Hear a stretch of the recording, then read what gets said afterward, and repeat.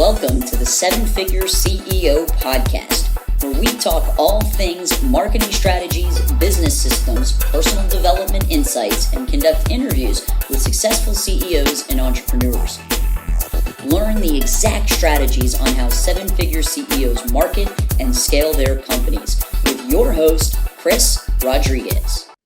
Welcome to the Seven Figure CEO podcast. We have a special guest with us today, Sensei Rick Torres of Integrity Defensive Arts, located in Victoria, Texas. He brings a wealth of martial arts training knowledge. He's been training for 55 years. He's a Grow Pro client that has been absolutely crushing it. Sensei Rick, welcome to the podcast. Thank you, Chris. I appreciate you having me here. Yeah, so for our listeners, can you tell us a little bit about your school, how long you've been in business, number of students, and what programs you offer? Okay, well, our school has been located in Victoria, Texas. It actually was an outgrowth of a community project that I did with my instructor, where we would teach at-risk kids Judo, Jiu-Jitsu, and some competitive karate. Later on, it turned into a business for me. Probably about 13 years ago, I opened my school here officially to make profit, basically. It was a desire of mine to build this business up. So when I retired from my day job, which is as a counselor, to do what I love full time, which is basically to teach martial arts. We teach Judo, we teach Jiu-Jitsu, various styles of Jiu-Jitsu, as a matter of fact. I'm also an Aikido Jiu-Jitsu instructor. Wow. We teach Philllipino Martial Arts, and we teach kickboxing and karate as well. Amazing. Well-rounded martial arts. That's what I love, being able to, teach your community how to defend themselves on the feet and also on the ground. Yes, you said something there that I thought was really awesome was, your full-time daytime job as a counselor. Do you think that played a role into wanting to do the community outreach and, ultimately your martial arts school as well? Yeah, that's exactly how it started. I actually worked for the school district as the substance abuse specialist. And so I met my instructor through the school district because he was the school resource officer. And so we met for the first time. He had studied martial arts. I had studied martial arts, but basically my background was more in Taekwondo and karate, and his was in Shorin-ryu karate and Jiu-Jitsu. And so the meeting of the minds determined that these kids needed a program that they can go to instead of hanging out on the streets, that they would have a place where they can go to where it was cost-free. And we would offer mentorship with people in the community, judges, lawyers, whoever would come and help us. And so they would train with the kids, kind of like a senpai-kohai relationship, where they can look up to these people and use them as examples. And it's been wonderful. We've had guys go in who have become doctors in pharmacy. Some of them have become physicians, some lawyers. Some of them actually have gone into the police academy. I had one who just recently retired, okay? And he started in that program years ago, and he retired from the Victoria Police Department as a lieutenant. Wow. But about 13 years ago, I decided, I needed to have something to look forward to in retirement. I'm not one of those guys that likes to sit. I hate just sitting and doing nothing, because I've always been doing something. So Sure. I decided that I talked it over with my wife, and we were going to build a school. And actually, in my first school, we actually lived in the school for 4 years. We had an apartment. Yeah, we had an apartment. We got this rental property. It was a pretty nice size, right? And so there was an area in the back, and my wife was like, we were thinking of buying a house, and she said, Rick, why don't we kill two birds with one stone? And I said, well, what do you mean? She said, we could live here. And I thought, damn, that's pretty interesting. And so we actually converted a part of this place, and we had a 2-bedroom apartment in the back, and it was cool. We lived there for a while, and then we kind of outgrew it with the kids and whatnot, but it was really fun for a long time. I love that it was her idea too, right? It was. That might have, yeah. Yeah, if it was the other way around, might have taken a lot of convincing. Now, we see this often in like a lot of the martial arts Facebook groups where for some reason there's this stigma of being able to build an actual business so that you can profit and make money. Did you ever feel that way going from more of a community-based project to building this business, as you said, so that when you retire, and I always put retire in quotes because Yeah, people like us, we're not going to retire, right? Like we that's might correct. work less hard, but there's no just sitting on the couch all day. So were That there is any correct. issues for you in that transition? Well, in the beginning, kind of, because, I never, in all the years that I taught and practiced martial arts, I had never charged anybody a single cent for their training, Wow. right? It was always a community-based project, or I was so transitioning into a business, I guess it wasn't as hard for me because I had already built my counseling business. So I had an idea. But again, it's like trying to compare apples to oranges. These are two different concepts. And so, it was more by trial and error that I built the business. And I wish I would have had some of the tools that I have today back then. Because trust Sure. me, I would have built a really, really, really big school.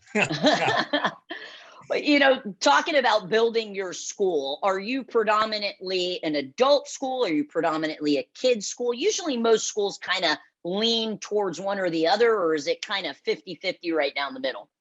Well, it's not 50-50 normally. And I remember one of my mentors telling me, he said, Rick, if you're going to do this as a business, he said, one of the things that you have to remember that your money is going to come from your kids program. It's not going to come from your adult program. And I thought, okay, maybe. I wasn't really up to teaching kids at that time. I think the youngest student I had was 13. And Oh, so, wow. but he told me, you have to have a balance. You can't just do one or the other. You have to make room for both. And so my school probably is heavily more loaded toward kids and young adults. And then I have some older adults, but it's primarily a lot of kids, man. Just a lot of kids. And it's awesome to be able to see the impact that we have when they, start so young, like one of your students retiring from the police department. That's Oh, really yeah. cool to be able to see right in front of your eyes. So, I want to kind of shift the conversation a little bit towards marketing because that's what we do. That's what we really love. You've been a GrowPro client now for a little while, and you've had some pretty good success with the programs. Can you kind of talk to me about where were you at prior to coming on with GrowPro, and where are you at now? Okay. Well, prior to, right, I had a fairly reasonably successful school. And then we had a hurricane, destroyed my place. I mean, Oh, literally. wow. Yeah. And so then what happened was I had to find these places to train in. There were people in the community who gave us a place to here and a place there. And finally, my friend Ralph, who is now deceased, he had a karate school in town. And so he let me migrate my students to his school prior to me finishing building it, right? So we get that done. School gets built, everything is going really good. I have a nice base, right? I didn't want to build a big school. And so, but the thing that happened next was COVID. And so Oh, COVID hit, and I'm like, oh my God, what am I going to do now? Because most of my training is hands on. How are you going to teach jujitsu when they don't have a partner? How are you going to do this when they don't have a partner? So I had to start getting creative real fast, right? So one of the things I did was I started doing Zoom classes and started focusing a lot of the training into the weapons area of what we do. A lot more smart. Kali, a lot more, just extension weapons from Aikido and from other arts. So that worked for a while. But, as anything else, your student base is going to start to drop because people want to be hands-on when they're doing this kind of stuff. And so when it was all said and done, we had a epidemic here where everybody had to shut down. And it was like, stay shut down for a while. And it was like, oh my God. So when it was all said and done, I probably had 12 students maybe. Wow. Yeah. And I mean, I went from probably having about 30 to 35 active members on the mat to that minimal amount. Hmm. So I tried to, word of mouth and tell my friends and blah, blah, blah, but it wasn't growing the way I would like. And I had bills to pay, you know. Sure. So I got a smaller, I mean, a little bit bigger student base, but it was still not where I needed or wanted it to be. Uh, and that's where you guys came in. Okay. I this ad popped up, and I've been talking to my wife for months about marketing, about things that we need to do different, and where are we going to put our money in. And I saw some ads, I called some people, but I wasn't really drawn to it. Sure. I didn't feel that there was a professionalism that needed to be had for what I wanted. I didn't feel like there was that connection with the people on the other end of the phone that I needed. But when I saw y'all's ads, I'm a Christian guy. I pray a lot, and it's like, God, show me, because there's so much out there. Just show me. And when I saw your ad, it was like, I told my wife, I said, I don't know why, but this is it. This is it. This is what's going to bring those students through the door. And Amazing. well, she was in agreement. I thought, okay, well, that makes it easier. So we contacted you guys, right? And me, I'm sort of cynical. I mean, I guess just because of my age and the things that I've seen, I thought, can these guys really deliver? Can they? Right. So we hook up with you guys, right? So we're talking, we're sending information back and forth. You guys are telling me we need this, and I send that. And then you tell me, okay, we're going to go live on Friday. Now, interestingly enough, I had left the town to go to Dallas to visit my son who had just had his first child. And Oh, so, wow. yeah, Congrats. he's one of my black belts as well. He's multi-trained. And Awesome. so we were talking, and all of a sudden, my phone starts to go off. And I start getting these leads, right? And I'm like, oh, wait a minute. I need a notebook, right? To write this stuff down. So I kept getting leads and more leads and more leads and more leads. And I remember y'all telling me, call, follow up, make sure that you make contact with these people as quickly as possible. Okay. And we took that very seriously. And we still take it very seriously. Okay. So, I'm in session with clients. And so when my phone goes off, let me show you something. We actually developed a contact book with our leads, right? Wow. And so I can go on and on. That's Look at the pages, amazing. right? And we have them, and we keep this up to date twice a day. And so I if love it. I can't call, my wife will call, and we will really work at getting those people in through the door. And it has worked phenomenally. We have doubled our enrollment. I mean, I love literally. it. I Oh, love it. yeah. Our tagline here at Grow Pro, and Grow Pro stands for, not a lot of people know this, but it stands for growth professionals. And Yeah. as a fellow school owner, I felt like in the marketing world and the agencies that were targeting martial arts schools, there was a lack of professionalism. And that, is really at the forefront of everything that we do. And our tagline is that we're going to be your partner in marketing. And I think that you bring up a great point, is that, we're here to get you that traffic, to get you those leads. We can have automations in place, but nothing beats picking up the phone and calling. And a lot of Absolutely. school owners don't want to do that piece. And the school owners that do are the ones that see things like double enrollments. So great job, sir. I mean, that is Thank you. amazing. I love hearing that. Are there any other marketing efforts besides, what you're doing with Grow Pro that you guys have done in the past that have maybe worked for you, or maybe marketing efforts that didn't work for you? Well, I'll tell you the ones that didn't work, right? I was accustomed historically to have a business that ran by word of mouth. Well, one of the things that happened was schools started popping up, right? Mixed martial arts schools started popping up. Boxing schools started popping up. one of my own students, and of course with my blessing, opened up an MMA school. He was one of my fighters because I also trained MMA fighters here in town. And so he opened up a school, right? I actually let him get his start at my school, which was crazy, right? I'm training the competition, but it all comes back. All that good that you do comes back. So I tried word of mouth and got a little bit. I tried doing the boosting Facebook ads, right, by myself. Got little to no results from that, like at all. And I thought, Facebook driven ads, not so much, right?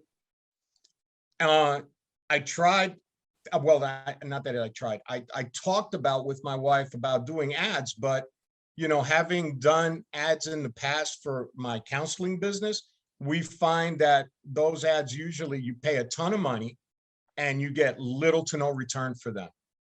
And so you guys have a system that is absolutely incredible.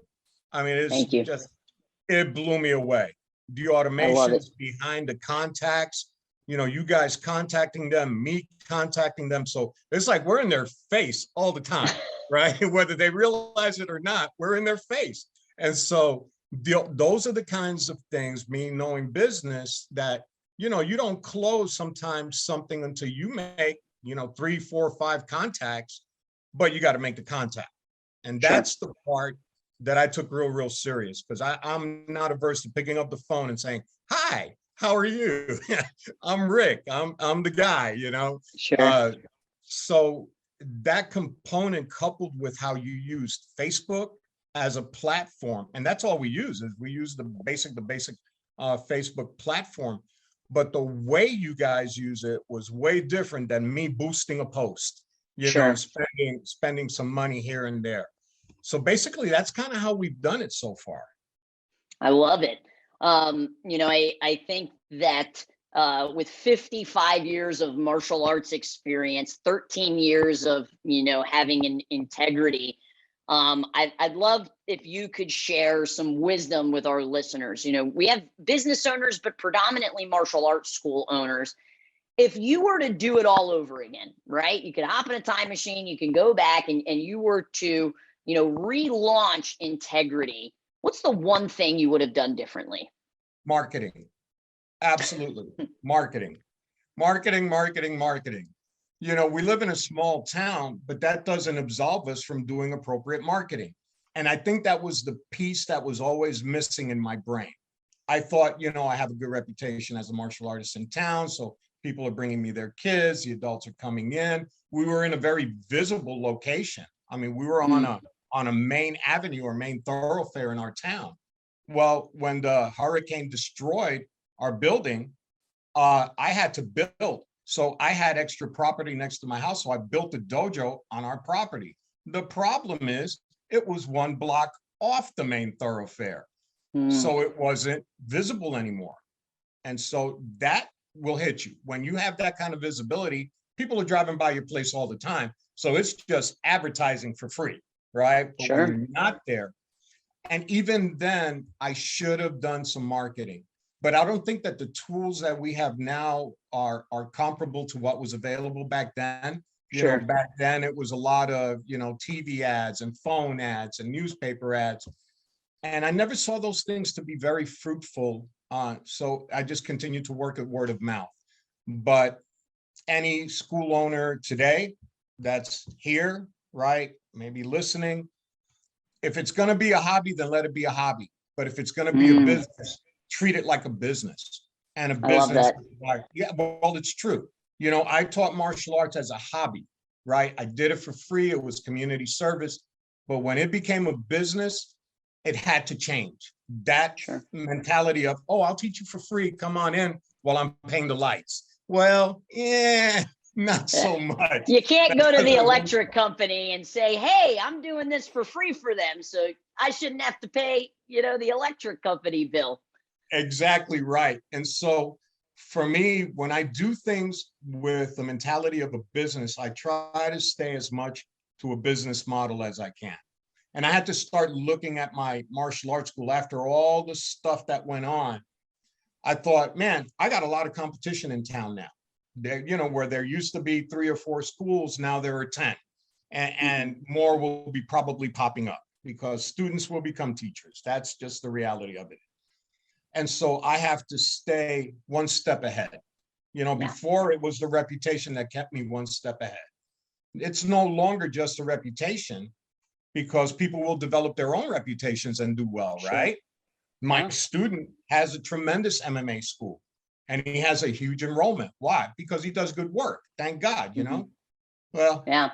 so I have to stay on top of the game, and marketing is the way to go.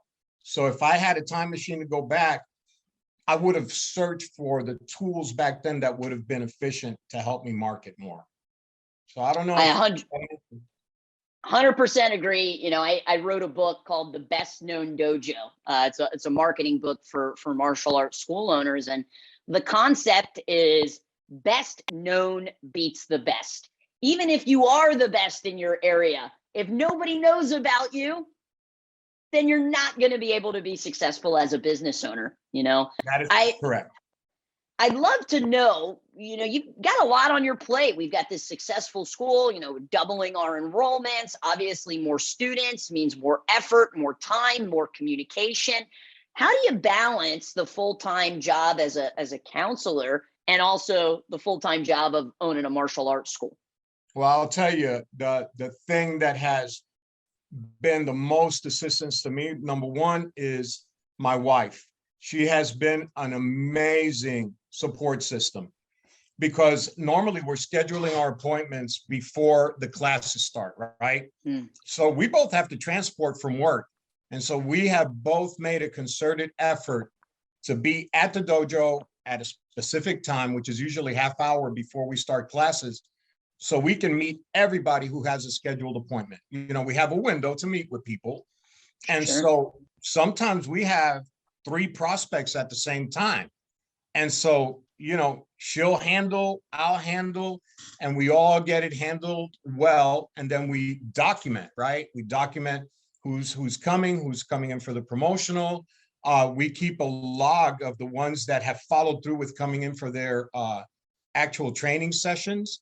And we flag them. After 2 weeks, it's like, well, have you made a decision? You can't just let them continue to come in. You got to put some skin in the game. So she and I both do that. So we keep like an attendance log, and we make sure that the parents are aware of, okay, next week will be when your promo will be up. And just a reminder that, when we get you signed up, we can also make available the ability to buy these very expensive judo gis at wholesale price, right? We can hook you up with where we get the weapons for our weapons training, blah, blah, blah, blah, blah, but always keeping it present in their mind that they have to make a decision at some point. And so do we. If they can't continue to come, I'm not going to say, hey, well, come for free, because I only have a limited amount of mat space, right? Absolutely. And so if it gets around that I'm doing a lot of pro bono, then that's what I'm going to get. So sure. That one of the things my mentor taught me is, if you can't do it for everybody, try not to do it just for one person, right? Because word will get around. You brought up something, when I asked, how are you able to handle both? You said your support system, which is your wife, right? And I think that oftentimes people will see other people having success and they're like, oh, if they can do it, I can do it. And you can, but you got to realize what type of support system does that person have to allow them to be able to reach those goals. And I love seeing, couples, because there are a lot of couples in the martial arts industry that work together. And I love seeing those power couples, helping each other reach those goals, which is amazing. So as we wrap up here, do you have any other additional nuggets of wisdom or insight that you'd like to share with any martial arts school owners that are listening right now? Okay. First of all, get your marketing in place, because that is absolutely critical. Second of all, use people who know what they're doing. You know what I'm saying? That's so critical. Use people who know what they're doing. You guys know what you're doing, and you do it extremely well. The proof is my enrollment. And number 3, don't quit just before the miracle, because sometimes, you got to sweat a little bit. You got to put skin in the game. and not just go, it's not working. So I mean, I don't Yeah. operate that way. My martial arts training has taught me the complete opposite. You work through it. Whatever growing pains you have, just stick with it and don't quit. Because you know what? You'll see the result later on down the line. Yeah, I mean, that's our tagline at my school, Gracie Pack. Hard work pays off, but you got to put in that hard work. Absolutely. Well, Sensei Rick, thank you so much for taking time with me today to share your story, share how marketing has really helped you turn around since the hurricane and COVID. And we're greatly appreciative of your time and your story, and for being a Grow Pro client. Thank you, Chris. I want to grow Yes, some sir. more. All right, let's do it.